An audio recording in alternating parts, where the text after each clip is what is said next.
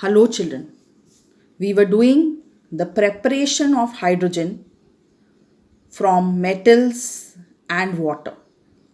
You have already done the reactions of sodium, potassium and calcium with cold water.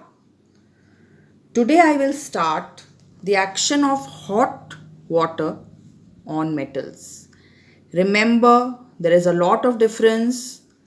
Those three are highly reactive, so they react with cold water. First, magnesium. When it reacts with boiling water, it forms magnesium hydroxide and hydrogen gas. You see your arrow. This shows that this is a gas. How will you write magnesium hydroxide? So children, you have to go back to your valencies and symbols. Your Mg is +2, OH is -1. If you remember these basics, it is going to help you a lot. So you have Mg plus 2H2O giving you MgOH whole twice plus H2. Magnesium also burns in steam. You see the difference. Magnesium oxide is produced and hydrogen gas is being liberated. You will write down both the reactions, this one with boiling water and this one with steam. What do you observe here? Hydrogen gas is released and here magnesium oxide, which is white ash.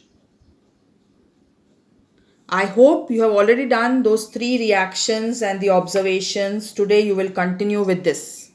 You will write the next heading in your notebooks, action of hot water on metals. Number 1, magnesium. Its A part will be with boiling water and its B part will be with steam.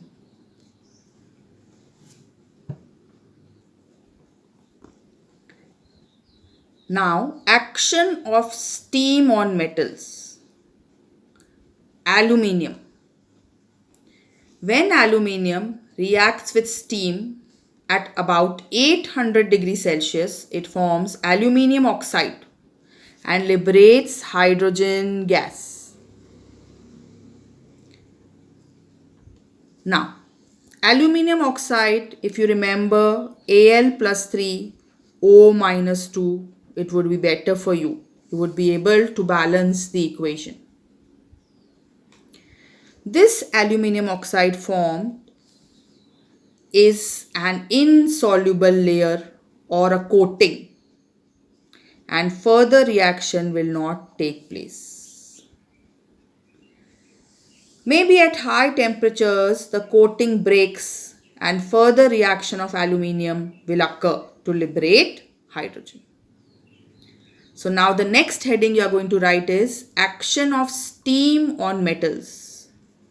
For your first part with aluminium, its equation, hydrogen gas being released, and why no further reaction occurs because oxide layer is insoluble in nature.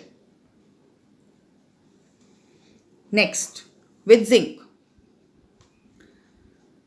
When zinc reacts with steam, this is steam, it gives me zinc oxide plus hydrogen gas is liberated.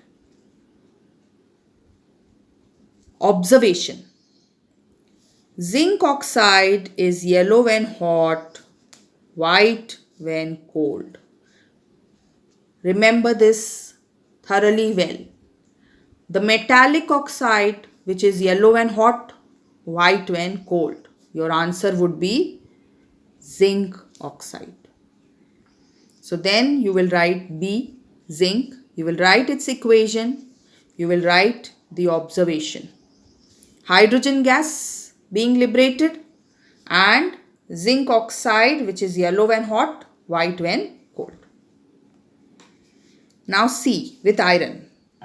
This is again very important. Name a metal which reacts reversibly with steam. Answer would be iron. When Fe reacts with steam, you see here the reversible arrows. We have done these arrows in chapter 2. Reversible arrows. Fe3O4 plus 4H2. This is triferric tetraoxide. I repeat, triferric tetraoxide, and hydrogen gas is liberated. So this will be your third point, iron. The reaction is reversible, you will remember, because the other reactions which we have done earlier, they were not reversible in nature. And you will learn Fe3O4, which is also called triferric tetraoxide. I will stop here, children. I am not doing more than 3 to 4 equations a day. You should do your daily work such that you are in pace with what we are doing.